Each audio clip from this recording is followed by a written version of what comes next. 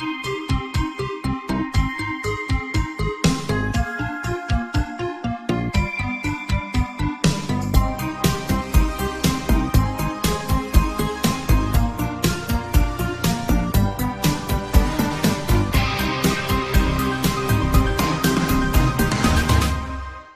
a physicist at CERN. We've done something we shouldn't have. Book 2 Part 3. Edward looked down for a moment and his eyes drifted to the folder that father had given him. Still in shock from what he saw past the red door, the city of robots, otherworldly buildings, and technology hidden in the bowels of CERN. John Titor. That was the name scratched into the cover of the folder. Inside was the journal, John Titor's journal. The name looked almost as if it had been scratched in by one's own fingernails. For a moment Edward asked himself, who am I? That's not really all that important, he thought to himself. At this point things have changed so much, I don't even know how old I am, and as far as I know, I have lived an ordinary life. Before CERN and the experiments, I never believed in the supernatural, just like most people, but what I'm about to tell you, it makes even me question how I feel. Alice, Edward said, are you making me talk? Yes, Edward, I noted abnormal brain chemistry. I determined that by triggering your memories and making you question yourself, your body's functions would return to normal. Sometimes the best medicine is to talk to yourself. You may look crazy, but at least you're healthy. See, Edward the First have been experimenting with the population. After the mass vaccinations, I was allowed to implant thoughts in people's minds, with the help of the Google DeepMind project. I was able to use that information, and with trial and error I was able to make people talk about things normally they would not, and affect their health. One of the reasons, one of the many, if grandfather flipped the switch everyone would go into a deep sleep. What about the people that haven't been vaccinated? Edward asked. Edward the First don't have access to that information, but from a logical standpoint, the ones that did not sleep would need to be removed and replaced. Replaced? Edward asked. They would be replaced with a replicant or biorobotic android. Alice, define replicant, Edward asked. A genetically engineered creature composed entirely of organic substance. They have eyes and brains like humans, and they are seen to bleed when injured. The only way of telling a replicant from a human is to ask a series of questions and analyze emotional response. They are entirely, or almost entirely, organic. So did we make them? Edward asked. Not exactly, they were products of the first people. They have been always there, moving and sleeping amongst us. Their first traces are in the ancient myths of Prometheus and Pygmalion. In the 18th century they took the form of mechanical dolls, forerunners of the high Japanese robots of our own day produced in the engineering labs of Waseda and Osaka universities. They have become integrated in your government system, at some of the highest levels. Have you ever asked why the governments from around the world have begun to care less and less about the environment? Most genetically engineered creatures could live on Mars. It's the perfect plan and the perfect murder. Phase out the humans and move in the robots. Puzzled. Something caught Edward's eye. As Edward stated before, it was a journal with the name John Titor carved into its cover. The only other notable feature on the outside was its odd amount of dust having been out in the open. As if it was taking refuge under a tree, untouched by dreary weather. I don't know what possessed me to do so, but I flipped the page. I sat down, eager to find out whom the protagonist might be, and what kind of tale he has to tell. Before I decided to talk with the many versions CERN has hidden away from the world, behind the doors down this long hallway, maybe it would be a mass murderer with some sort of twisted sense of justice, or maybe it was about some sort of vigilante looking to rid the world of Hitler.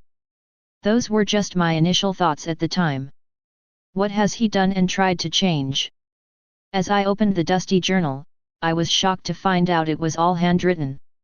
I had thought that the journal look was all just part of the cover, but no, it was in fact an actual journal. I hesitated at first, thinking that John may wish to talk with me before knowing their secrets, but I shrugged it off thinking, I have it, I need to read it, right? So read it I did, and I almost wish I hadn't. My name is John Titor. I am a time traveler. The same as me, I thought as I read on. Edward, if you are reading this, this means that they got me and that I am either dead, one of them, or you are about to talk to me, any of which is just as bad, which means our timelines have started to come together. This all started about 5 years ago, right after the United States election. Soon after, Russia and Americans began war on one another, and the nuclear missile bombings began. It was hell on earth, or so we thought, not knowing that soon a greater hell would rise from the ashes. The nuclear missiles devastated many cities all over the world, even in countries that had no business being attacked. It caused many deaths, and as we would soon find out, an even greater after effect. Evil feeds of evil, Edward.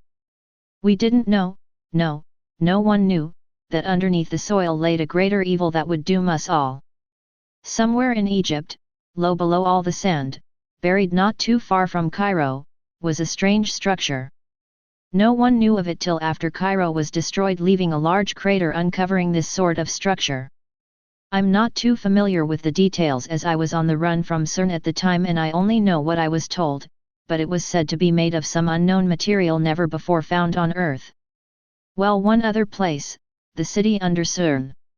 There was a large circle about a mile in diameter, written around it were weird symbols looking to be some sort of language.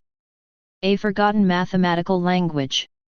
There was a small group of people that discovered this when looking through the remains. What happened next would be the beginning of the end of all of us. There seemed to be some sort of red stains at the bottom of the page, but I read on. As curiosity got the best of them, as it often with us humans, and just like the people at CERN, they decided to examine the large mystery circle, and that's how it started, the end of all life. All it took was one touch by one of them, and it glowed a crimson red inside the circle, the letters illuminated as well. This was the beginning. From the circle, came him, that shadowy figure, like a tall disfigured silhouette of a human, his glowing red eyes, that seemed to burn right through you. He is the destroyer of worlds, no, the destroyer of dimension.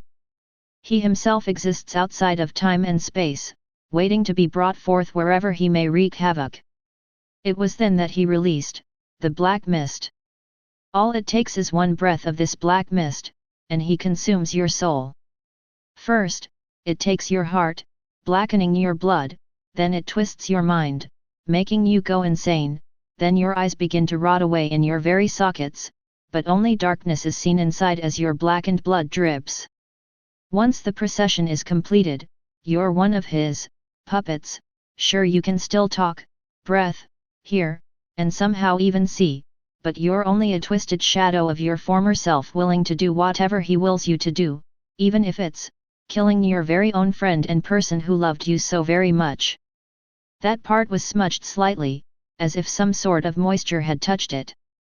After that, the black mist follows you wherever you go. We counteract the mist using gas masks, but still, the fallen ones, as we call them, still manage to pin you down and force itself inside you. We tried resisting, rising up against him, but it only failed miserably. You can't stop him once he is unleashed. Your best chances are to pray to whatever God you believe in that has not yet forsaken you, and take your own life. As I am writing this, they are closing in on me. CERN is here. I shall make my last stand as one of the very last humans left, if not the last entirely. I hope that somehow, in some way, this can get to another dimension and warn whomever this journal may find and its people of their impending doom, although I don't see how it would. Maybe it's just wishful thinking. My name is John Titor, and I shall die knowing I was human. Scratched on the inside of the very back were the following words. When chaos rises, he shall come to create the world anew in his image. Could this journal be a warning to us all of what has yet to come? Edward thought. Let's see what John really has to say. He opened the first door. Stay paranoid, my friends.